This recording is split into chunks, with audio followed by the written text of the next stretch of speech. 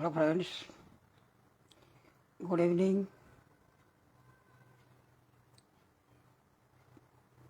कैसे सब आप? Hope all is well.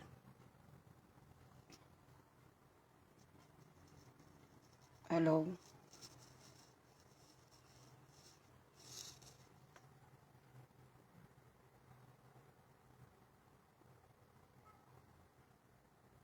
Hello.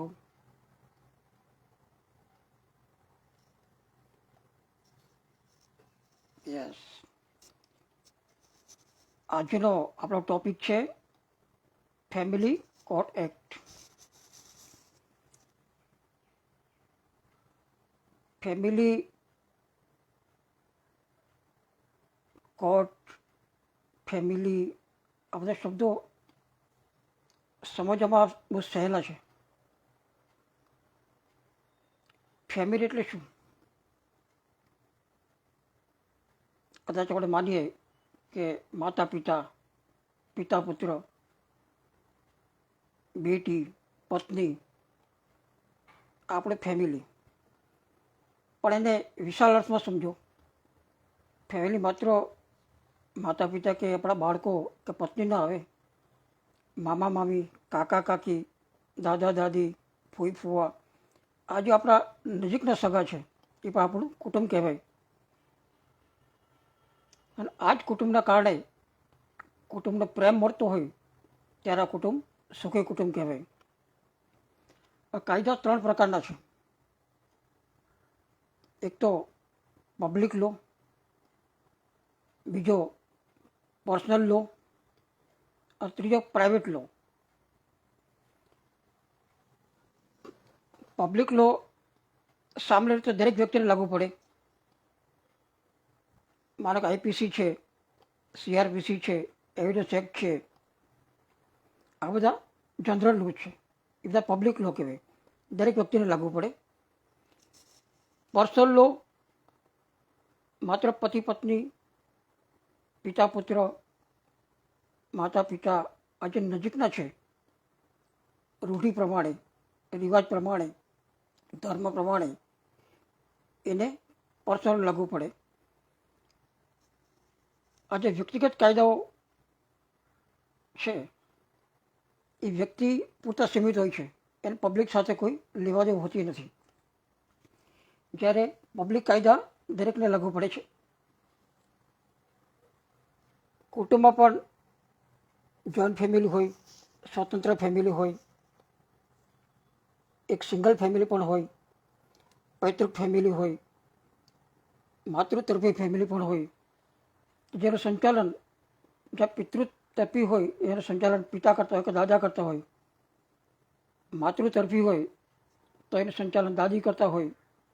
તો એક વડીલ છે બધા, અને એનું સન્માન કુટુંબે કરવું જોઈએ. પ્રાઇવેટ પર કાનૂન છે, પબ્લિક, પ્રાઇવેટ અને પર્સનલ. પ્રાઇવેટમાં વ્યક્તિગત બાબત આવે. મારે કોઈની રેન્ટની બાબત છે અથવા કરારની બાબત છે કે વિશિષ્ટ કરારના કાયદાની બાબત છે પાલન કરાવવાની, તો આ બધા પ્રાઇવેટ લો છે. માતા પિતા દરેક કુટુંબમાં હોય અને સન્માન રાખવું જોઈએ. અને માતા પિતા જ્યારે વડીલ હોય અને સંચાલન કરતા હોય ત્યારે માતા પિતાના સંસ્કાર એના સંતાનોમાં આવે. એના ઉપરથી ખબર પડે કે સંતાનમાં કેટલા સંસ્કાર છે, માતા પિતા કેવા સંસ્કાર આપેલા છે. કુટુંબ ઉપરથી સમાજ બને, સમાજના સમૂહ ઉપરથી આખો દેશ બને. કોની કેવી પ્રથા છે, કોનો કેવા રિવાજ છે, અલગ અલગ છે. કે પર્સનલ લો છે હિન્દુને લાગુ પડે, હિન્દુ લો, મુસ્લિમને એનો પર્સનલ લો લાગુ પડે, ક્રિશ્ચિયનને એનો પર્સનલ લાગુ પડે. આ જે પર્સનલ લો છે એનો સમૂહ એટલે ફેમિલી લોઝ. આપણે વાત કરવા જઈ રહ્યા છીએ ફેમિલી કોર્ટ એક્ટની. તો ફેમિલી કોર્ટ એક્ટની સ્થાપના ક્યારે થઈ? આમ તો પહેલો જે જૂનો કાયદો હતો એ 1964નો હતો. અને આજની જે મોટાભાગની જોગવાઈઓ છે એ કરતાં થોડીક સંક્ષિપ્ત જોગવાઈઓ હતી. 1984માં કાયદો નવું રૂપ આપવામાં આવ્યું. 84માં શું કામ નવું આપવામાં આવ્યું? કારણ કે જેમ જેમ સમય પસાર થતો જાય, 64થી 84 ગણો એટલે આશરે 20 વર્ષનો સમય થયો. 20 વર્ષના સમયગાળામાં સમાજમાં ઘણા બધા ફેરફાર આવતા ગયા, ઘણો ઘણો વિકાસ થતો ગયો, નવી નવી પદ્ધતિ આવતી ગઈ, તો તકરાર પણ નવી નવી આવતી ગઈ. અને ઘણી તકરાર એવી હોય કે જૂના કાયદા પ્રમાણે સોલ્વ કરવામાં પ્રોબ્લેમ થાય, કોઈ શક્ય ન હોય, એ માટે કોઈ જોગવાઈ નહોતી. માટે 1984માં કાયદો ઘડવામાં આવ્યો. એટલા માટે ઘડવામાં આવ્યો, કોઈ પણ કાયદો વાંચો તો શું કામ ઘડવામાં આવ્યો એ આપણે એનો માત્ર પ્રિએમ્બલ વાંચીએ ને તો જ ખબર પડે કે કાયદો ઘડવા પાછળ કારણ શું છે. આ ફેમિલી કોર્ટનું પ્રિએમ્બલ વાંચજો, બહુ સરસ છે.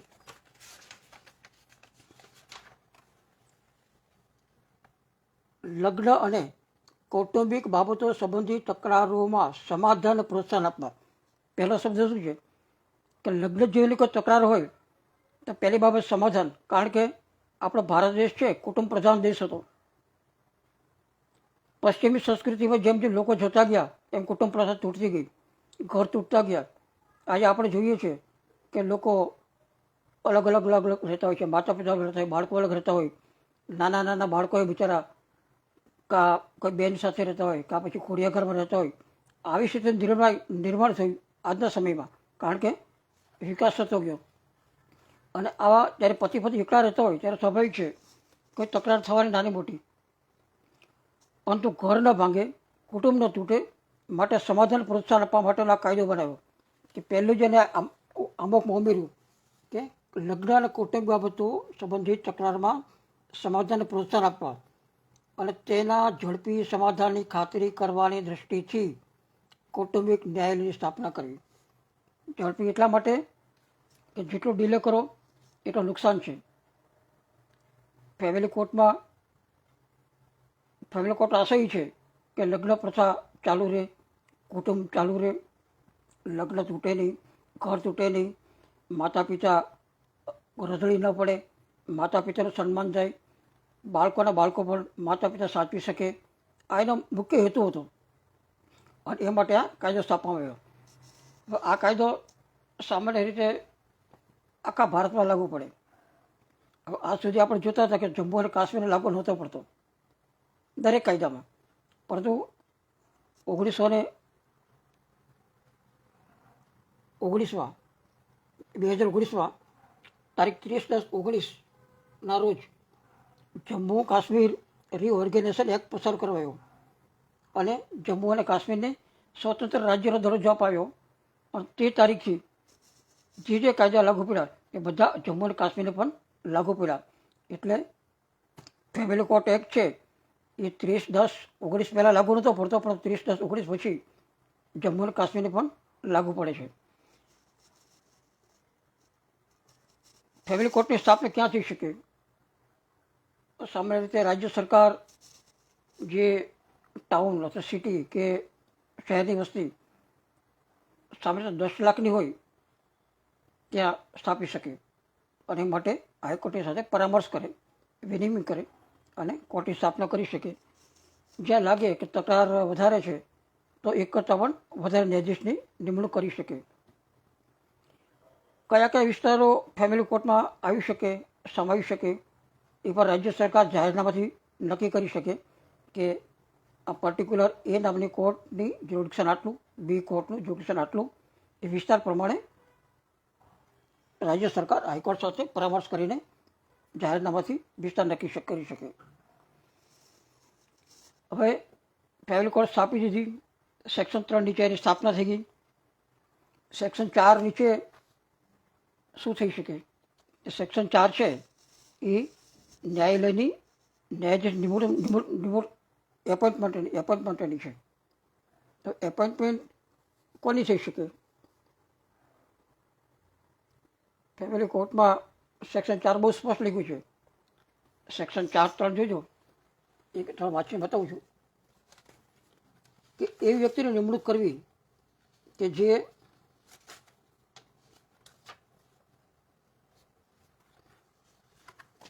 સમાધાનને પ્રોત્સાહન આપી શકે, લોકોના પ્રશ્ન સમજી શકે, લોકોના મગજમાં શું ચાલી રહ્યું છે, માનસિક રીતે શું વિચારે છે, શું કરવા માગે છે, શું કરશે, આ હકીકત એના ફેસ ઉપરથી ઓળખી શકે ન્યાયાધીશ, એવી વ્યક્તિની નિમણૂક કરવી.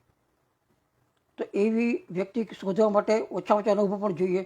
એટલે ઓછામાં ઓછો 7 વર્ષનો અનુભવ આવ્યો કે 7 વર્ષ સુધી જેને ન્યાય ખાતામાં સર્વિસ કરી હોય, અથવા કોઈ ટ્રિબ્યુનલનો સર્વિસ કરી હોય, અથવા કાયદાનું જ્ઞાન ધરાવતો હોય, એ વ્યક્તિ ઓછામાં ઓછા 7 વર્ષના અનુભવવાળાને પ્રિન્સિપાલ જજ તરીકે ફેમિલી કોર્ટમાં નિમણૂક થઈ શકે. બહુ સિમ્પલ જોગવાઈ છે. ઘણીવાર આપણે મેં તો સાંભળ્યું છે, વિચાર્યું, જોયું છે કે એક વાર ફેમિલી કોર્ટમાં નિમણૂક થયા પછી જજ નિરાશ થઈ જાય. ઓહ, મને ફેમિલી કોર્ટમાં રાખ્યા. પણ રાખવા પાછળ રાજ્ય સરકારનો અને નામદાર હાઈકોર્ટનો ઉદ્દેશ એવો હોય છે કે આ સિઝન્ડ વ્યક્તિ છે, માનવ સ્વભાવને, માનવ પરિચયને, માનવની ખાસિયતોને સમજી શકે એ વ્યક્તિ છે, અને એ ડિસાઇડ કર્યા પછી જ નિમણૂક આપે છે. દરેક વ્યક્તિને ફેમિલી કોર્ટમાં નિમણૂક આપવામાં આવતી નથી. એવું જરૂર નથી કે પ્રિન્સિપાલ ડિસ્ટ્રિક્ટ જજ થાવ તો તમે ડિસ્ટ્રિક્ટ જજ કહેવો. પ્રિન્સિપાલ ફેમિલી કોર્ટ જજ પણ ડિસ્ટ્રિક્ટ જજની કાયદર છે, પ્રિન્સિપાલ ડિસ્ટ્રિક્ટ જજ પણ ડિસ્ટ્રિક્ટ જજ છે, ફેમિલી કોર્ટ જજ પણ ડિસ્ટ્રિક્ટ જજ છે. બંને સમાન હકો છે, સમાન પ્રક્રિયા છે, સમાન અધિકારો છે, સમાન કર્તવ્ય છે, સમાન ફરજ છે. પરંતુ ફેમિલી કોર્ટમાં એટલા માટે સ્પેશિયલ કે લોકોને માનવ વર્તણૂકને ઓળખી શકે, નિર્ણય કરી શકે, માટે એને નિમણૂક આપવામાં આવે છે. પસંદગી એકવાર થઈ ગયા પછી એનો હોદ્દો મેક્સિમમ 62 યર્સ સુધી હોય છે ફેમિલી કોર્ટમાં. 62 યર્સ ઉંમર પૂરી થાય પછી ફેમિલી કોર્ટના જજ તરીકે નિમણૂક મળી શકે નહીં. ફેમિલી કોર્ટમાં કયા કયા દાવા અથવા પ્રોસિડિંગ ચાલી શકે, આ એક બહુ મહત્ત્વની બાબત છે. ઘણીવાર આપણને ખબર નથી હોતી કે કયો દાવો ફેમિલી કોર્ટ થઈ શકે અથવા કયો દાવો સિવિલ કોર્ટમાં થઈ શકે. પરંતુ ફેમિલી કોર્ટ એક્ટની સેક્શન 7 એ વાંચવી જોઈએ. ફેમિલી કોર્ટ એક્ટની સેક્શન 7 તમે જુઓ, બહુ વિસ્તૃત આપેલી છે, અને એની શરૂઆત પણ એ રીતે કરી છે કે સ્પષ્ટીકરણમાં ઉલ્લેખ કર્યો હોય એ પ્રકારના દાવો. તો આપણે પહેલાં સ્પષ્ટીકરણ વાંચવાનું કે લગ્નના પક્ષકારો વચ્ચે લગ્ન રદ-બાતલના હુકમનામા, લગ્ન રદ-બાતલ અથવા યથાપ્રસંગ લગ્ન રદ કરવા, અથવા લગ્નના પુનઃ સ્થાપનનો દાવો, અથવા ન્યાયિક અલગતાનો દાવો. એટલે હિન્દુ મેરેજ એક્ટની સેક્શન 9, 10, 11, 12, 13 આ જે 5 સેક્શન છે એ લગ્ન માટેની સેક્શન છે. લગ્નની કાયદેસરતા નક્કી કરવાની, છૂટાછેડા માટેની, અલગતા માટેની, કે લગ્ન જીવન ચાલુ રાખવા માટેની. આ 5ની કોઈ પણ તકરાર હોય પતિ પત્ની વચ્ચેની, તો એને જ્યુરિડિક્શન ફેમિલી કોર્ટમાં મળે. જ્યારે ફેમિલી કોર્ટની સ્થાપના જે તે ડિસ્ટ્રિક્ટમાં ન થઈ હોય તો આવી બધી તકરારો સિનિયર જજ, સિનિયર ડિવિઝન કોર્ટમાં થતી હતી. અને જ્યારથી ફેમિલી કોર્ટની સ્થાપના જે ડિસ્ટ્રિક્ટમાં થાય ત્યારથી સિવિલ કોર્ટની અથવા ડિસ્ટ્રિક્ટની હુકુમત બંધ થાય છે, અને તે કોર્ટમાં જે ચાલતા દાવા હોય, જે પ્રોસિડિંગ હોય, 185 મેટર હોય, બધી ફેમિલી કોર્ટમાં ટ્રાન્સફર થાય છે સેક્શન 7 પ્રમાણે. આ સિવાય લગ્નની કાયદેસરતાની કોઈ તકરાર હોય, કોઈ એમ કહેતો મારા લગ્ન નથી થયા, મેં તો માત્ર મંદિરમાં જ લગ્ન કર્યા છે, મંદિરમાં લગ્ન કર્યા છે એનો કોઈ પુરાવો નથી, અને કાયદેસર ન કહેવાય, અથવા કે મેં તો ખાલી હાર જ પહેર્યા છે, સપ્તપદીને ફેરા ફર્યા નથી. તો આ જે લગ્નની કાયદેસરતાની બાબત છે, તો એવી તકરાર નિર્ણય કરવા માટે પણ ફેમિલી કોર્ટની હુકુમત છે. આવા કોઈ લગ્ન થયા હોય તો એ ખરેખર કાયદેસર છે કે નથી કાયદેસર, એ ડેક્લેરેશન માગી શકે કે માત્ર મંદિરમાં લગ્ન કર્યા છે, ગાંધીના લગ્ન કર્યા છે, સપ્તપદી ફેરા ફેર્યા છે, તો એ મારું લગ્ન કાયદેસરનું છે, એ મને જાહેર કરી આપો. તો જાહેરાત દાવો પણ ફેમિલી કોર્ટમાં થઈ શકે. પછી લગ્નના પક્ષકારો વચ્ચે કોઈ મિલકતનો દાવો હોય કે પતિ પત્નીની જ મિલકત, સાસુ સસરાની મિલકત નહીં, ભાઈ ભાભીની મિલકત નહીં, પતિ પત્નીની મિલકતની કોઈ તકરાર હોય તો જ ફેમિલી કોર્ટમાં મિલકતનો દાવો પતિ કે પત્ની એકબીજા સામે કરી શકે. પિતાની મિલકત માટે પુત્ર કે પત્ની પિતા સામે દાવો ન કરી શકે ફેમિલી કોર્ટમાં. એને કરવો હોય તો એને સિવિલ કોર્ટમાં જવું પડે. ફેમિલી કોર્ટમાં માત્ર પતિ પત્નીના મિલકત સંબંધિત દાવો થઈ શકે. ત્રીજી બાબત એ છે કે લગ્ન સંબંધી કોઈ સંજોગ ઊભા થયો એ હુકમ કે માન્ય હુકમ દાવા માટે. એક લગ્ન જીવન ચાલુ હોય અને પક્ષકારોમાંથી કોઈ એક વ્યક્તિ બીજા લગ્ન કરે અથવા કોઈ મૈત્રી કરાર કરે, તો આ જે ચાલુ લગ્નના કારણે ઊભી થયેલી તકરાર છે, તો આનો દાવો પણ ફેમિલી કોર્ટમાં કરવો પડે એને અટકાવવા માટે, મનાઈ હુકમ માટે કે મારું લગ્ન જીવન ચાલુ છે, એક્સ કે વાય મારી સાથે કોઈ સંબંધ રાખી, એક્સ કે વાય પત્ની સાથે સંબંધ રાખી શકે નહીં કે પતિ સાથે સંબંધ રાખી શકે નહીં. આવો કોઈ મનાઈ હુકમનો દાવો છે એ પણ ફેમિલી કોર્ટમાં થઈ શકે. ત્રીજી બાબત છે કે કોઈ પણ વ્યક્તિની કાયદેસરતા ને જાહેરાત પડે દાવો, લેજિટિમસી. લગ્નના પક્ષકારો ને સ્વાભાવિક છે કે લગ્ન ચાલુ હોય તો બાળકો થાય, પણ ઘણીવાર લગ્ન બાહ્ય સંબંધોના કારણે પણ બાળકો થતા હોય. લેજિટિમેટ ઇલેજિટિમેટ આપણે શબ્દ સાંભળ્યો છે. તો આવી જે તકરાર હોય લેજિટિમેટ ઇલેજિટિમેટ ચાઇલ્ડ માટેની, તો એની દાવો પણ પતિ પત્ની વચ્ચેનો ફેમિલી કોર્ટમાં થઈ શકે. 125 નીચેની ભરણ પોષણની કાર્યવાહી પણ ફેમિલી કોર્ટમાં થઈ શકે. કોઈ વ્યક્તિને વાલીપણા ગાર્ડિયન નિમવાની પ્રક્રિયા પણ ફેમિલી કોર્ટમાં થઈ શકે. સગીર બાળકની કસ્ટડી માટેની પણ ફેમિલી કોર્ટમાં થઈ શકે. અને છેલ્લે CRPC સેક્શન 125ની કાર્યવાહી થઈ શકે.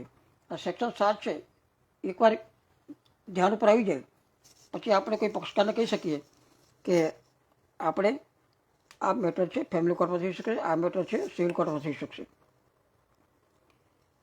ઘણીવાર પત્ની વિધવા થઈ જાય, એને ભરણ પોષણની તકલીફ પડે, કોઈ વકીલ સાહેબ પાસે જાય કે સાહેબ મારે ભરણ પોષણની તકલીફ છે, મને કોઈ કરી દો, મારી પાસે કંઈ મિલકત નથી, મારા પતિ અવસાન પામ્યા છે. તો જે વકીલ કાયદામાં હોશિયાર હશે ને એ સલાહ આપશે કે બેન સસરા સામે ભરણ પોષણ માગી ન શકાય અને ફેમિલી કોર્ટ માગી જ ન શકે, કારણ કે ફેમિલી કોર્ટમાં જે જોગવાઈ છે એ પતિ પત્નીની છે, સસરા સામેની નથી. સસરા સામેની ભરણ પોષણ માગવું હોય તો જવું પડે સિવિલ કોર્ટમાં. સિવિલ કોર્ટમાં માલકતનો દાવો કરી શકો, સસરા પછી ભરણ પોષણ માગી શકો, પણ 125ની વ્યાખ્યામાં નહીં પડે. કયા કાયદા નીચે પડશે?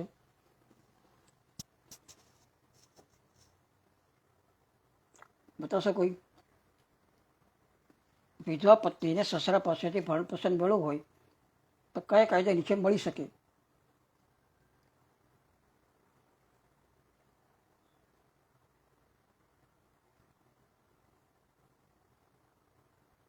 Hindu adoption and maintenance act નીચે સેક્શન 18 નીચે, સેક્શન 25 નીચે વિધવા પત્ની સસરા પાસેથી ભરણ પોષણ માગી શકે, પરંતુ શરત માત્ર એ છે કે પતિના નામે કોઈ મિલકત ન હોવી જોઈએ. પતિના નામે કોઈ મિલકત હોય તો સસરા પાસે માગી ન શકે. બીજી કે પોતાના નામે પણ કોઈ મિલકત ન હોવી જોઈએ. ત્રીજી કે પોતાના પિતા પાસે પણ મિલકત ન હોવી જોઈએ. જો પત્નીના પિતા પાસે મિલકત હોય તો એ સસરા પાસે નહીં માગી શકે, પોતાની પાસે મિલકત હોય તો સસરા પાસે નહીં માગી શકે, પતિની મિલકત હોય તો સસરા પાસે માગી નહીં શકે. તો આટલું જો આપણે પ્રાઇમરી જ્ઞાન હોય તો આપણે એને સાચી સલાહ આપી શકીએ. તો આજે ભરણ પોષણની વાત. તો આવા જે દાવા છે એ ફેમિલી કોર્ટમાં થાય.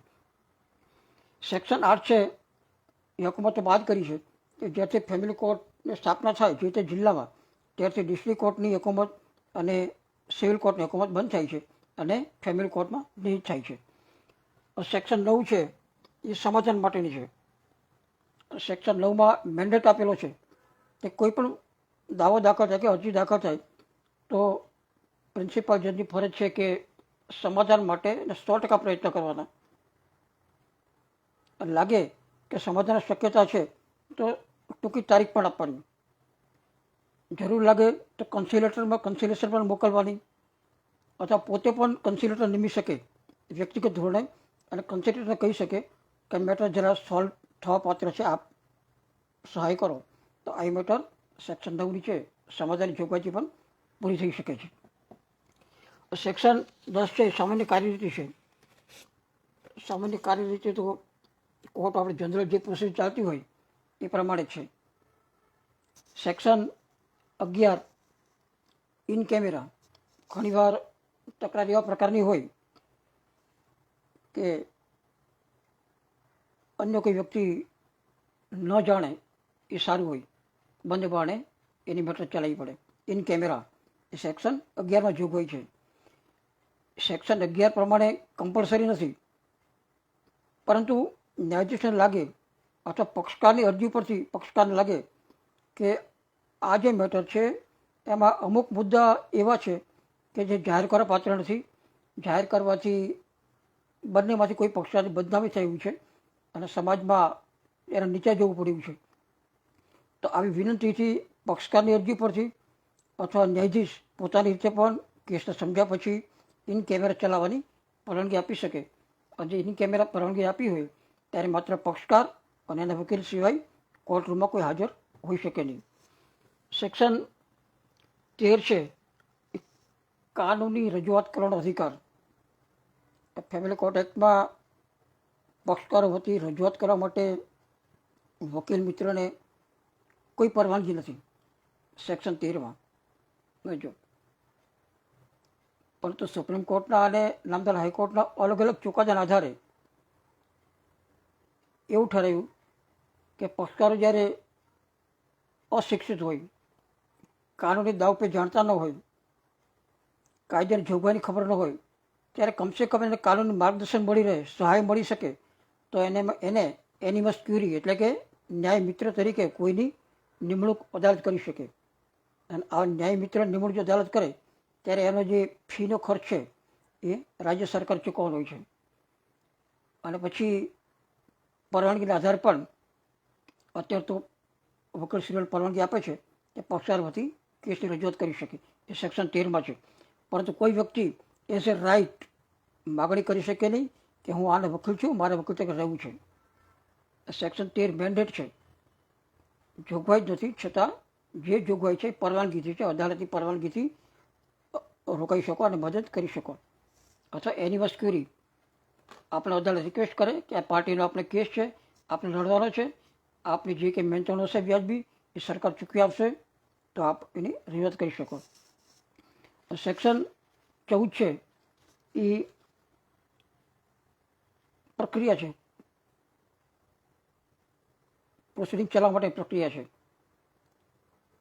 હિન્દુ મેરેજ એક્ટ નહીં, ફેમિલી કોર્ટમાં એવિડન્સ એક્ટ સંપૂર્ણ લાગુ પડે છે એવું નથી. CRP ક્રિમિનલ પ્રોસિજર કોડ સંપૂર્ણ લાગુ પડે છે એવું નથી. CPC સંપૂર્ણ પણ લાગુ પડે છે એવું નથી. પરંતુ તમામ ક્વોસી જ્યુડિશિયલ છે. અમુક જોગવાઈ લાગુ પડી શકે, અમુક જોગવાઈ લાગુ ન પડી શકે, અને દરેક કેસની ઉપર આધાર રાખે છે. ફેમિલી કોર્ટના જજને એવું લાગે કે આ તકરારનો નિર્ણય કરવા માટે અમુક દસ્તાવેજ, અમુક રિપોર્ટ કે અમુક કોઈ એવું મટીરિયલ છે કે એ રેકોર્ડ પર આવવાથી તકરારનો નિર્ણય તાત્કાલિક થઈ કેમ છે, તો એ રજૂ કરવા પરવાનગી આપી શકે. પછી એવિડન્સ એક્ટ પ્રમાણે એમાં જોગવાઈ હોય, એવિડન્સ એક્ટ પ્રમાણે એ ગ્રાહ્ય હોય કે ન હોય એ લાગુ પડતું નથી. અથવા ન્યાયાધીશ પોતાની રીતે પણ પ્રક્રિયા નક્કી કરીને જ્યારે તાત્કાલિક નિર્ણય આવતો હોય, સુખદ નિર્ણય આવતો હોય, તો પોતે પ્રક્રિયા નક્કી કરીને પણ નિર્ણય કરી શકે. આ સેક્શન 14માં જોગવાઈ કરી છે. સેક્શન 15 છે એ એવિડન્સ નોંધવા માટેની છે. પહેલાં એવું હતું કે ફેમિલી કોર્ટમાં જે કંઈ નિર્ણય કરો, જે કંઈ એવિડન્સ નોંધવામાં આવે એ ઓરલ એવિડન્સ આપવાનો કોર્ટમાં. સ્વાભાવિક છે, જોગવાઈ પણ છે. સેક્શન 15માં લખ્યું છે કે કોઈ પણ પુરાવો હોય એ મૌખિક પુરાવો આપવાનો, એફિડેવિટથી ચાલી શકે નહીં. પરંતુ અમુક ચુકાદા સુપ્રીમ કોર્ટના અને હાઈકોર્ટના છે કે તકરાર જ્યારે બહુ ગંભીર ન હોય અને ઔપચારિક હોય તો એવા સંજોગોમાં એફિડેવિટ ઉપર પણ પુરાવો નોંધી શકાય. એ સેક્શન 15ની જોગવાઈ છે. સેક્શન છે 16માં જે ફોર્મલ પુરાવો એફિડેવિટ આપવાની છે. સેક્શન 17 નીચે જજમેન્ટ આપવાનું છે. હવે તમે ઓરલ એવિડન્સ આપો તો ઓરલ એવિડન્સ પણ માત્ર લાંબી વાર્તા નથી લખવાની, પણ માત્ર સંક્ષિપ્ત આપવાનો હોય છે અને અદાલતે સંક્ષિપ્ત લખવાનો હોય છે. આપણે અત્યારે જોઈએ છે કે જે પ્રમાણે પ્લેન્ટ હોય એ જ પ્રમાણે એફિડેવિટ આવી જાય, જે પ્રમાણે રિટર્ન સ્ટેટમેન્ટ હોય એ પ્રમાણે ડિફેન્ડન્ટનો પૂરો આવી જાય, એની ક્રોસ થાય. પણ આ સેક્શન 15થી થોડીક અલગ પડે છે, છતાં ચાલે છે. પણ એનું કારણ એ છે કે ઘણીવાર પક્ષકારો કોર્ટમાં આવ્યા પછી કોર્ટનું એટમોસ્ફિયરના કારણે, કોર્ટના વાતાવરણના કારણે, અથવા સામાવાળાના ભયના કારણે, અથવા સામાવાળા વકીલ હોશિયાર હોય એને આર્ગ્યુમેન્ટના કારણે કે કેવા પ્રશ્ન પૂછશે એવા કારણે, ડરના કારણે એ ઘણીવાર યાદ હોય એ પણ ભૂલી જાય, કહેવાની પણ ન કહી શકે, તો એફિડેવિટથી પણ પુરાવો રજૂ કરી શકે છે. અને હાઈકોર્ટ અને સુપ્રીમ કોર્ટે પણ એમાં સંમતિ આપી છે કે પુરાવો કદાચ રજૂ થતો હોય તો એફિડેવિટથી સ્વીકારી શકીએ. સેક્શન 17 જે જજમેન્ટ આવે, સેક્શન 18 નીચે જે હુકમ કે હુકમનામું કર્યું હોય સિવિલનું એનું એક્ઝિક્યુશન આવે. સિવિલનું તો આપણે જો ડિક્રી ડ્રો કરીએ, ડિક્રી પછી જે સેક્શન 21 ઓર્ડર 21 પ્રમાણે હુકમનામું પાલન કરીએ છીએ એ પણ પાલન કરવાનું હોય છે. ક્રિમિનલમાં 125 આપણે જે રિકવરી કરીએ છીએ એ રીતે એનું હુકમનું પાલન કરવાનું હોય છે. પછી અપીલ આવે, અપીલ સ્ટેજ આવે તો સેક્શન 19 છે. તો અપીલ ક્યારે થઈ શકે? કે કોઈ પણ હુકમ હોય અથવા કોઈ પણ હુકમનામું હોય તો એ હકીકત અને કાયદા આ બે મુદ્દાઓ પર જ અપીલ થઈ શકે. હકીકત અને કાયદાના મુદ્દા પર અપીલ થઈ શકે. અને અપીલની મુદત માત્ર 30 દિવસની છે. 30 દિવસમાં અપીલ કરવી પડે. અપીલ ક્યાં કરશો? તો આ ડાયરેક્ટ છે એ સીધી નામદાર હાઈકોર્ટમાં અપીલ થાય, ડિસ્ટ્રિક્ટ કોર્ટ હુકમ થઈ શકે નહીં. નામદાર હાઈકોર્ટમાં 30 દિવસમાં હકીકત અને કાયદાના મુદ્દાઓ પર ચુકાદાની તારીખથી 30 દિવસમાં અપીલ કરવાની હોય છે. વચગાળાના હુકમ પર કોઈ અપીલની જોગવાઈ નથી, કાયદામાં જ છે.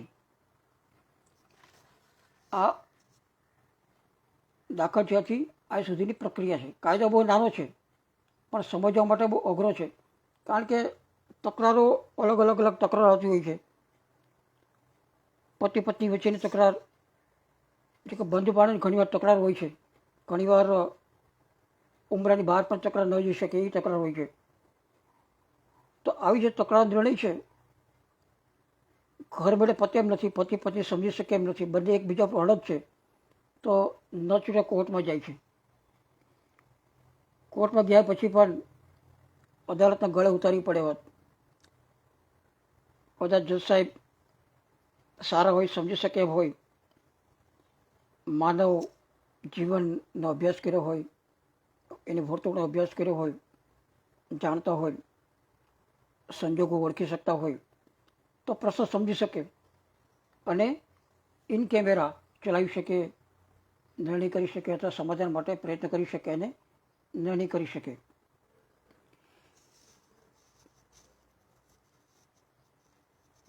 ફેમિલી કોર્ટ પહેલાં પણ 1964નો કાયદો હતો, 1984 પહેલાં 1964નો કાયદો હતો, ત્યારે પણ આ જ પ્રકારની તકરાર હતી.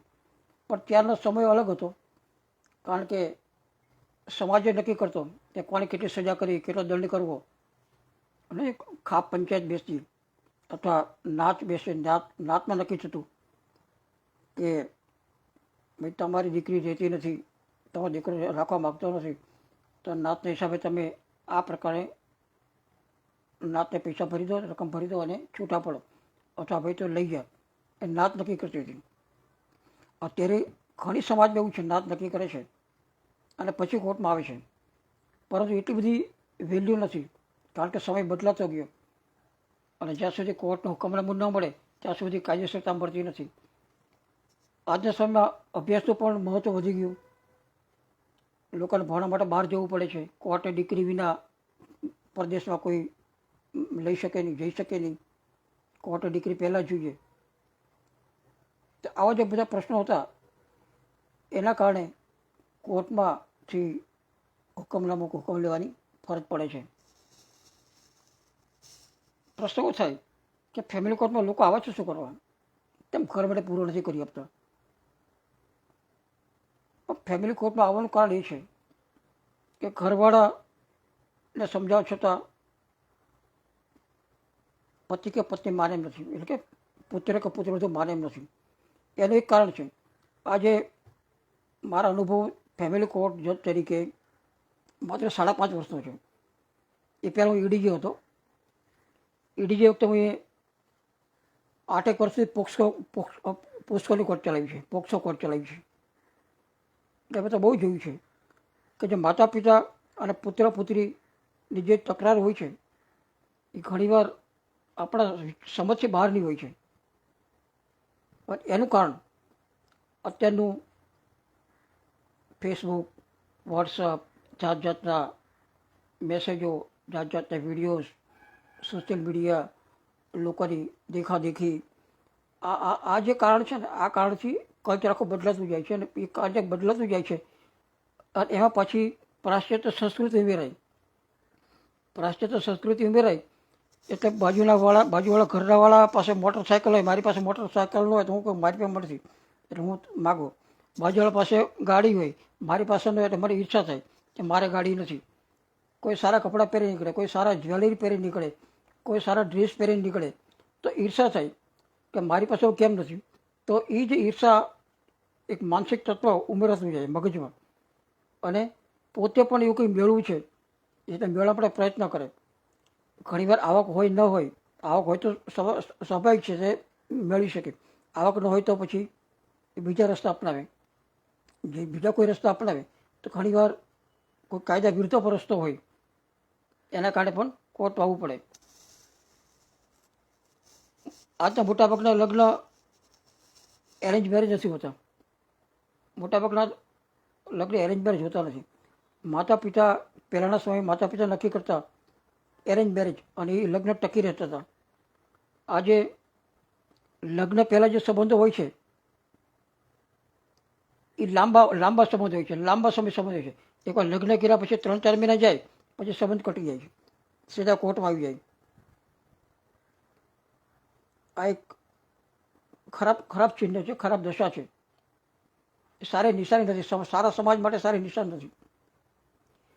લગ્ન પહેલાં તમે 3-4 વર્ષ સાથે રહ્યા હોય, સાથે ફર્યા હોય, હર્યા હોય, સાથે જમ્યા હોય, પછી લગ્ન પછી તમે 3-4 મહિના બી તો શું તકલીફ પડે કે આપણે ઘર છોડવું પડે, કે પતિ સામે કોર્ટમાં આવવું પડે, કે પત્ની સામે કોર્ટમાં આવવું પડે.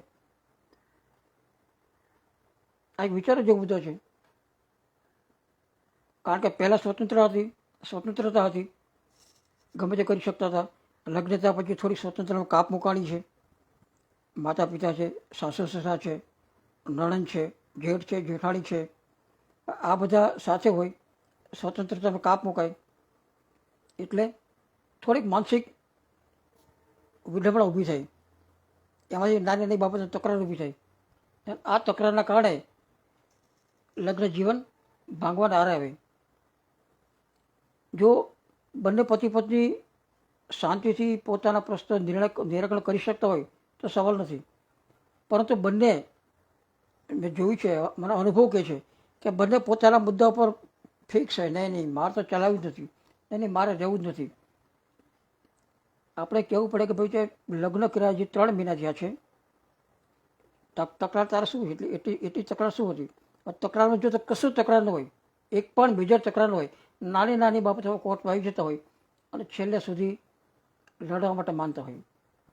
અને એવા પણ દાખલા છે કે કોર્ટમાં આવ્યા પહેલાં જે નાની નાની તકરારના કારણે બહાર સોલ્વ થઈ ગયું હોય, બહાર છૂટાછેડા થઈ ગયા હોય, પૈસાની લીટી દીટી થઈ ગઈ હોય, દાગીના કરિયાવર જે કંઈ લીધું હોય એ લીટી દીટી થઈ ગઈ હોય અને કોર્ટમાં આવી જાય છે અમારા છૂટાછેડા સંમતિથી સેક્શન 30B નીચે અમને હુકમનું આપો.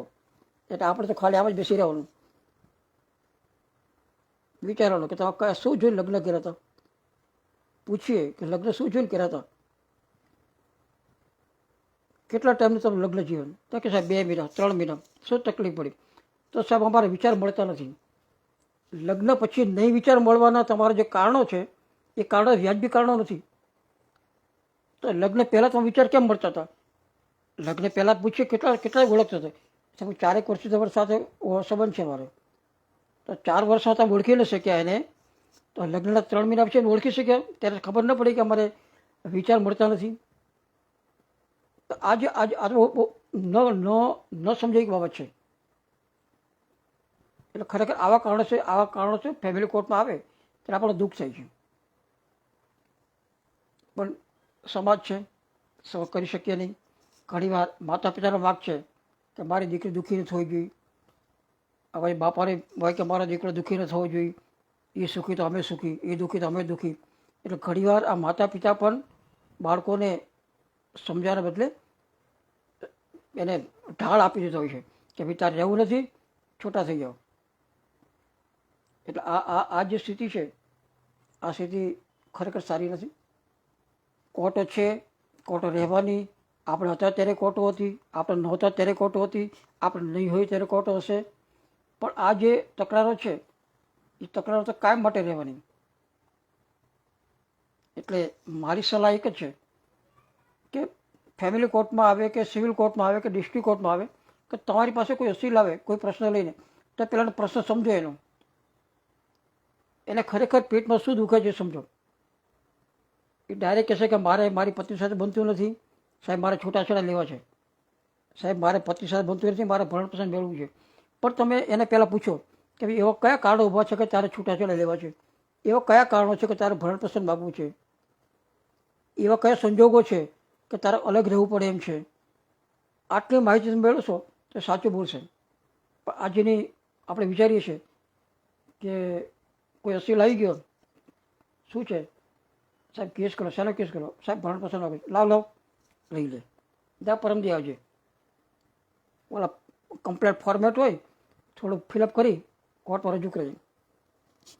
આવી સ્થિતિઓ આપણે જોઈ છે. ત્યારે આપણને દયા આવે, ત્યારે આપણને દયા આવે કે આ લોકો શું જોઈને કોર્ટમાં આવે છે. અત્યારે કન્સિલેશનમાં મોકલીએ ને ત્યારે સાચી કેસ બહાર આવે કન્સિલેશન વખતે. એટલે મારે આપ તમામ વકીલ મિત્રોને એક ખાસ વિનંતી કે કોઈ પણ કેસ આવે ચોક્કસ લઈ લો, આપણી ફરજ છે, આપણી ડ્યુટી છે. પણ પહેલાં કેસને સમજો. કોઈ પણ અસીલ આપણી પાસે આવે છે ને કેસ લઈને આવે છે ને કેસ સમજો, પછી નક્કી કરો કે આનો કેસ આ પ્રકારનો છે તો આ કાયદા નીચે જશે, આ કાયદા નીચે જવું પડશે, આટલી માહિતી જરૂર પડશે, આટલી માહિતી જરૂર પડશે. પછી કોમ્પિટન્ટ કોર્ટ કઈ યોગ્ય કોર્ટમાં જવું પડે, એને કે પણ આપણે આ કોર્ટમાં જવું પડશે, આ કોર્ટમાં જવું પડશે. આ નહીં થઈ શકે, આ નહીં થઈ શકે. આટલા કારણસર તને છૂટાછેડા નહીં મળે, આવા કારણસર તને ભરણ પોષણ નહીં મળે, એને કહેવું પડે આપણે. તો એને તો એ સાચું બોલશે. એ કરે એમ કરે કે ના ભરણ પોષણ નહીં મળે, આ તારો કેસ કાંઈ નથી, તો એ કહેશે ખરેખર આમ છે. એટલે ઘણીવાર આજના અસીલો બહુ સમજી ગયા છે. અસીલો સાચી હકીકત 99% સાચી હકીકત છુપાવતો હોય છે. 99% મેં જોયું સાચી હકીકત છુપાવતો હોય છે.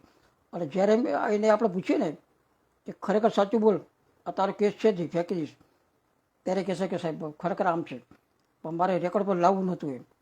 પણ જ્યાં સુધી તમે સાચી હકીકત રેકોર્ડ પર ન લાવો ત્યાં સુધી નથી વકીલ સાહેબને ખબર પડવાની છે, નથી અદાલતને ખબર પડવાની. તો સાચી હકીકત રેકોર્ડ પર લાવવી જોઈએ, આ હકીકત છે. તો આ જે ફેમિલી કોર્ટનો ઉદ્દેશ્ય જ આ છે કે કોઈ પણ તકરાર તમારી પાસે આવે પતિ પત્નીની, તો પહેલાં તમે જુઓ કે તકરાર શું છે, સમાધાનને લાયક છે, સમાધાન થઈ શકે એમ છે, તો એને પ્રયત્ન કરાવો. અને ત્યારે આપણી કાયદામાં જોગવાઈ છે કે કોર્ટમાં ગયા પહેલાં પણ સમાધાન થઈ શકે છે. પ્રી કન્સિલિએશનની જોગવાઈ છે, પ્રી કન્સિલિએશન એમાં રાખો કેસ, એમાં સમજો. થાય તો સારામાં સારી વાત છે, તો મારીનું ઘર બચી જવાનું છે. સમાધાન ન થાય તો કોર્ટમાં આવવાનું છે, કોર્ટમાં આવી પછી પણ પ્રયત્ન કરવાનો છે. કદાચ સારી સલાહ મળી જાય, સાચો રસ્તો મળી જાય તો એની જિંદગી સુધરી જાય. આ પણ આપણી એક ફરજ છે.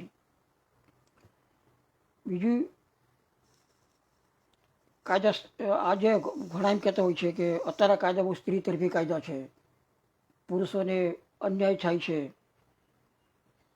સ્ત્રીઓને ન્યાય મળે છે, પણ ક્યારે વિચાર્યું છે કે આ સ્ત્રી તરફે કાયદા લાવવાનું કારણ શું હતું? ક્યારે વિચાર્યું છે કે સ્ત્રીને જ લાભ મળે છે એવું તમે માની લો છો કે સ્ત્રીઓ તરફે જ કાયદો છે અને સ્ત્રીઓને લાભ મળે છે, ઓર્ડર સ્ત્રીઓ તરફે જ થશે? હું એની સાથે બિલકુલ સંમત થતો નથી. અને મને જ્યાં મને સાચું લાગ્યું છે, સ્ત્રીનો કેસ સાચો લાગ્યો છે, એને ન્યાય આપ્યો છે, લાગે છે ના સ્ત્રીનો કેસ બરાબર નથી અને ખોટું હેરાન કરવા માટે કર્યો છે, મને બિંદાસ એ રીતે ઓર્ડર કરી આપ્યો છે. એ આપણામાં થોડીક નૈતિકતા પણ હોવી જોઈએ. સ્ત્રીઓ તરફે કાયદા છે, હકીકત છે, જરૂર નથી, હકીકત છે. કારણ કે જેમ જેમ સમય બદલાતો જાય ને એમ કાયદાનો ઉદ્ભવ થતો જાય. કાયદાનો જન્મ એમનો થતો નથી. કાંઈક કારણ હોય, ધુમાડો હોય તો જ અગ્નિ પેદા થાય. પહેલાં અગ્નિ પેદા નહીં થાય. આ સામાન્ય સૂત્ર સાંભળો, અગ્નિ પહેલાં પેદા નહીં થાય, પહેલાં ધુમાડો હોય, કાંઈક તો ધુમાડો થાય. આપણે વિચાર જોઈએ કે પોક્સોના કાયદા કેમ એમેન્ડમેન્ટ કરવા પડ્યા? કારણ કે સમાજમાં ગુના વધતા ગયા. આઈપીસીમાં જોગવાઈ તો હતી રેપના ઓફેન્સ માટેની, તો પોક્સો માં પણ જોગવાઈ હતી, છતાં શું કામ કડક બનાવી પડ્યા? કારણ કે જે જોગવાઈ હતી એ થોડી અસરકારક નહોતી, થોડીક કડક કરવાની જરૂર હતી, કારણ કે ગુના વધતા જતા હતા. એ જ પ્રમાણે કોઈ પણ કાયદા ત્યારે જ બને કે જ્યારે કંઈ ધુમાડો થતો હોય, કાંઈક સમાજમાં નુકસાન થતું હોય, કાંઈક સ્ત્રીને અન્યાય થતો હોય તો જ એને કાયદો લાવવો પડે. ડોમેસ્ટિક વાયલન્સ એક્ટ છે, 125 છે, ડોવરી એક્ટ છે, આ બધા સ્ત્રીઓ લગતા કાયદા છે. કેમ બધામાં જોગવાઈ છે જેમ, પણ છતાં કાયદો કેમ લાવવો પડ્યો? તો કાંઈક તકલીફ છે સ્ત્રીને, એના નિરાકરણ માટે કાયદો બનાવવો પડે છે. અને આ જે છે ને કે સ્ત્રીઓને ન્યાય સ્ત્રીઓને જ મળે છે, આ માન્યતા બિલકુલ ખોટી છે. જે સ્ત્રી સાચી છે એને ચોક્કસ ન્યાય મળે છે, જે સ્ત્રી સાચી નથી એને ચોક્કસ અન્યાય થાય છે, એટલે કે ન્યાય મળતો નથી, એ પુરુષને ન્યાય મળે છે. અને આ અદાલત જોતી જ હોય છે. એટલે જે કહેવત છે ને કે સ્ત્રીઓને ન્યાય મળે છે અને અદાલત સ્ત્રીઓ તરફી છે, આ સાથે ક્યારેય સંમત થતા નહીં, સંમત થવું નહીં. આ તો મારી આપણે સલાહ છે. બોલો બીજું કંઈ? ફેમિલી કોર્ટમાં તો બહુ લાંબો કાયદો છે નહીં, માત્ર 22 સેક્શન છે, બહુ ટૂંકી સેક્શન છે. કોઈને કંઈ પ્રશ્ન હોય તો મને કહેજો, હું પ્રયત્ન કરીશ ટ્રાય કરવાની. આ વકીલ મિત્ર ગ્રુપ ના એડમિન પિન્ટુભાઈ તથા બેનશ્રી સ્વરામ બેનશ્રી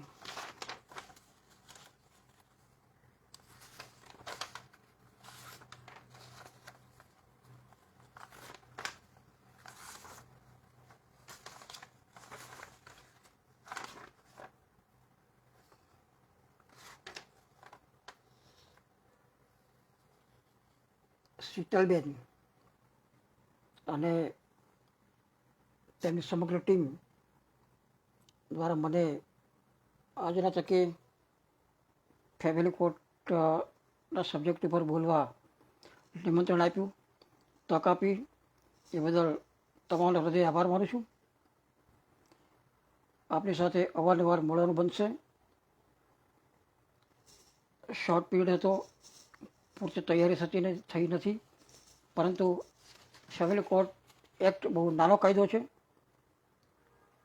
પતિ પત્નીની તકરાર પૂરતો જ કાયદો છે, એના હિતાર્થે કાયદો છે, સમાધાનને પ્રોત્સાહન આપવા માટેનો કાયદો છે, પતિ પત્નીની તકરારનો તાત્કાલિક નિર્ણય આવે એ માટેનો કાયદો છે. એ માટે સ્પેશિયલ જજની જોગવાઈ કરી છે, સ્પેશિયલ પ્રોસિજર અપનાવી છે, અને મેઇન ફોકસ કુટુંબ જીવન ટકી રહે એના માટેનું છે. એટલે બહુ વિસ્તૃત કાયદો નથી, છતાં જેટલો મારામાં શક્યતા તે આપણે સમાન પ્રયત્ન કર્યો છે. ધન્યવાદ. કોઈને કોઈ પ્રશ્ન હોય તો મને કહેજો. સેટઓફ કેવી રીતે મળશે? પ્રવેશભાઈ પટેલ. શેનો સેટઓફ?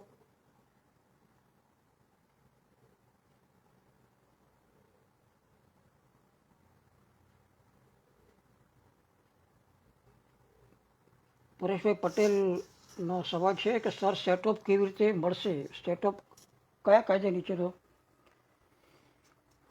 ડોમેસ્ટિકમાં 125માં કે શેમાં?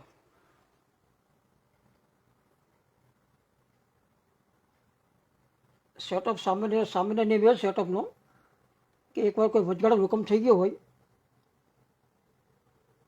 પછી ફાઇનલ હુકમ થાય તો એ બાદ કરવો પડે. બીજો નિયમ એવો છે કે કોઈ એક કાયદા નીચે ભરણપોષણ માગતા હોય, 125 નીચે માગતા હોય અને છતાં ડોમેસ્ટિકના કાયદા નીચે ભરણપોષણ મંજૂર થાય તો બંને જગ્યાએ રકમ ભરી હોય તો એક જે એક છે સેટઅપ મળે એક રકમ.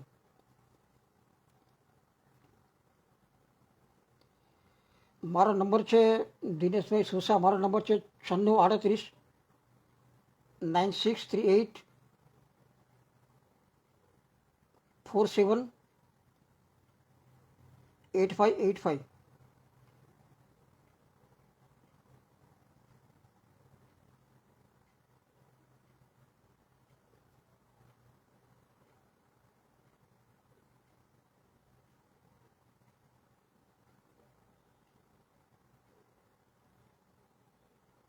મેઝુબેન મોદીનો સવાલ છે રિકવરી.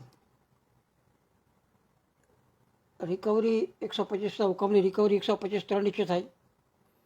પહેલાં નોટિસ જાય, નોટિસ પ્રમાણે રકમ ભરે તો ઠીક છે, ન ભરે તો જપ્તી વોરંટ નીકળે, જંગમ મિલકત જપ્તી વોરંટ નીકળે. જંગમ મિલકત જપ્તી વોરંટમાં કોઈ મિલકત હોય તો બજવણી થઈ શકે, ન મિલકત હોય તો એને પકડ વોરંટથી જેલમાં બેસાડી શકાય. જેટલો સમય જેલમાં રહે એટલો સમય રિકવરીમાંથી એને રાહત મળે, પરંતુ જેટલો સમયની રિકવરીના કારણસર જેલમાં ગયો હોય એ રકમ તો ઊભી રહે અને આવી જે રકમ છે એ સિવિલ સૂટ કરીને વસૂલ થઈ શકે. આ રિકવરીની જોગવાઈ છે. 9638 બરાબર નંબર છે.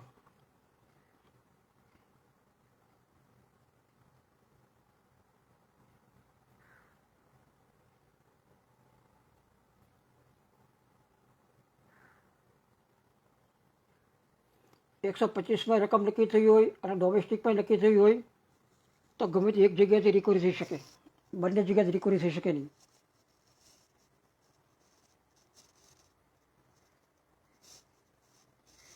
બંને પ્રોસિડિંગ અલગ છે.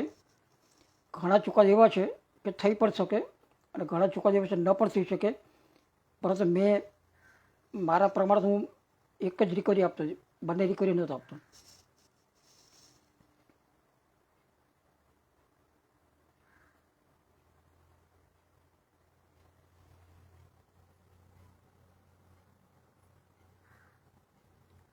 સેટઅપની અરજી જ્યારે રકમ હજુ નક્કી થઈ જાય આપવાની, ઊંચી રકમ નક્કી થઈ નહીં આપવાની.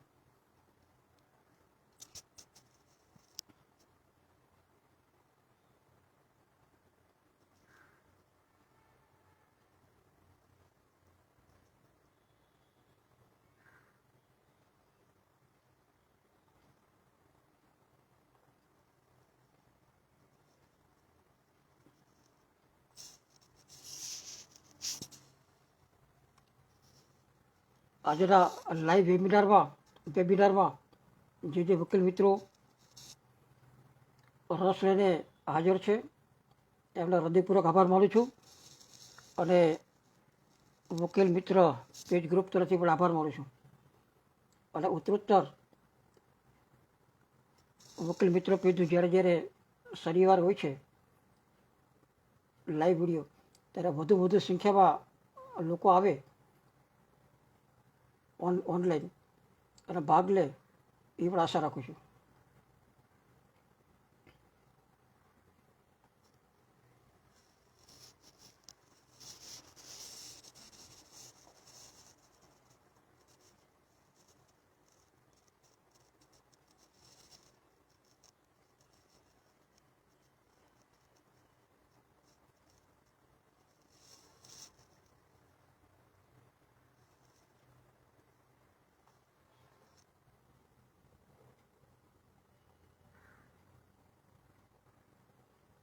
પિતા પુત્ર પાસેથી ભરણપોષણ મેળવવા કે અરજી કરવી પડે. પુત્ર રહેતો હોય ત્યાં કે પિતા રહેતો હોય ત્યાં.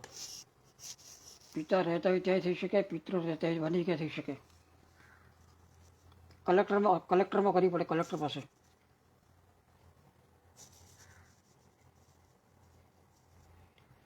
ફેમિલી કોર્ટમાં ઇલેક્ટ્રોનિક એવિડન્સ માન્ય રહે તે માટેનું કોઈ લેટેસ્ટ જજમેન્ટ હોય તો જણાવશો.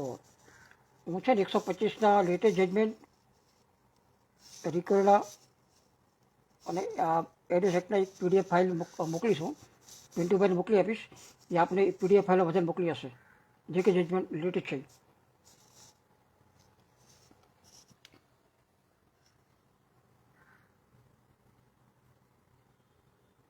અત્યાચારના મુદ્દા પર પતિએ છૂટાછેડા માટે અરજી કરી હોય, પતિએ ચાચોટો જે ફરિયાદ કરી હોય તે ફરિયાદ બિલકુલ ચોક્કસ કરી શકાય. અને સુપ્રીમ કોર્ટનું જજમેન્ટ છે કે પત્ની વારંવાર કોઈ પોલીસ સ્ટેશન જતી હોય કે વારંવાર ફરિયાદ કરતી હોય અને ચાચો અઠવાડું કરી હોય તો એ સારામાં સારું ગ્રાઉન્ડ છે છૂટાછેડા માટેનું. One of the reason is frequently filing the application against husband.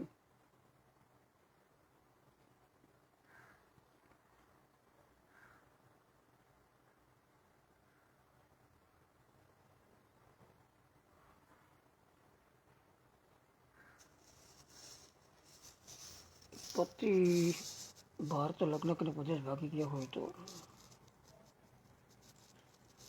પતિનું એડ્રેસ તો જોઈએ, ગમે તે જોઈ તો ખરું. ના હોય તો પછી લોકલ એડ્રેસ હોય પહેલું એનું પિતાનું, ત્યાં પણ મોકલી શકાય.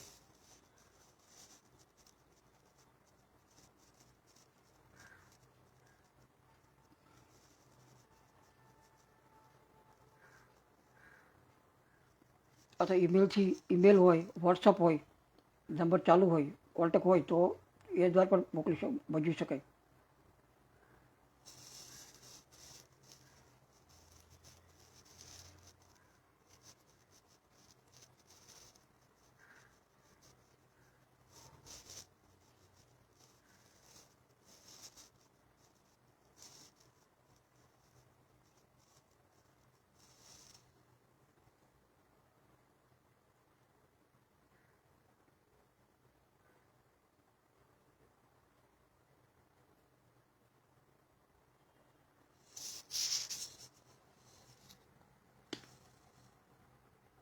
છે કોઈને સવાલ? હવે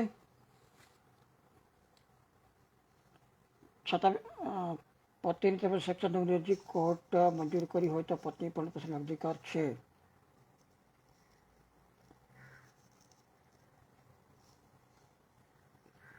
પત્નીને અધિકાર છે જ ને. સેક્શન 9 અરજી મંજૂર થઈ હોય તો પણ પત્ની સાથે રહેતી, એક જ ઘરમાં સાથે રહેતી હોય, એક જ ઓરડાની છે તો પણ ભરણપોષણ માગી શકે. પણ મંજૂર થાય કે ન થાય એ તો અલગની વાત છે.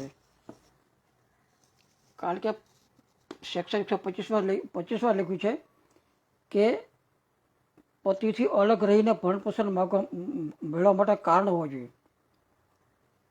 તો મળી શકે.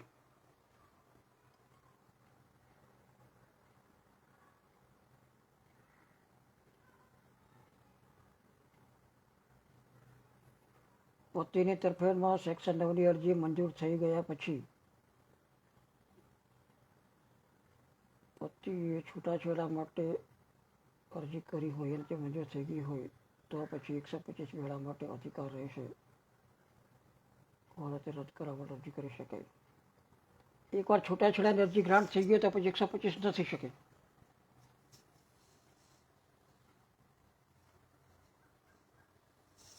છૂટાછેડાની અરજી પર ગ્રાન્ટ થઈ ગઈ હોય પછી ભરણપોષણ મળી શકે નહીં. સેક્શન 25ની ચેન પરમનન્ટ એલિમની માગવી જોઈએ અને પરમનન્ટ મળી શકે.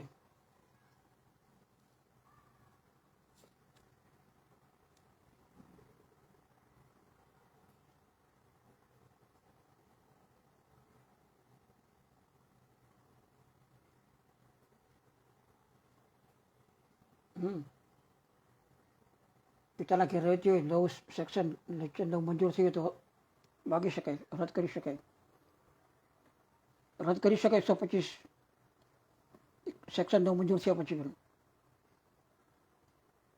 પણ એક્ઝિક્યુશન કરાવવું પડે. Execution section 9નું.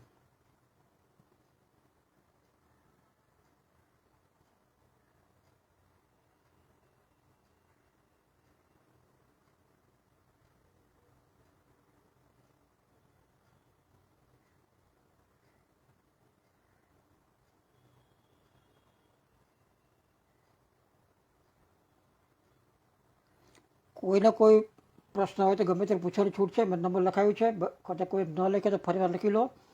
96 38 47 85.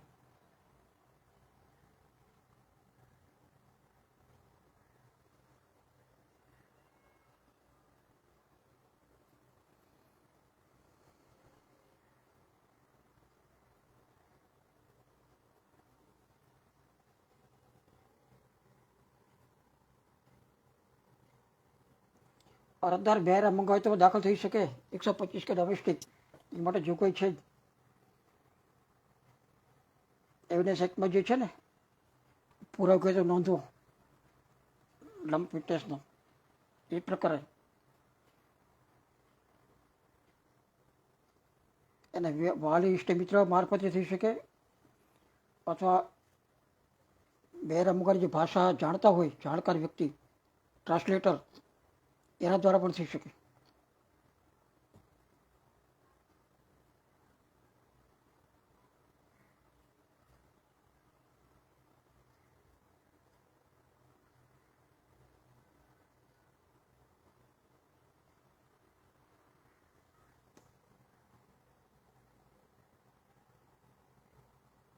Thank you to all.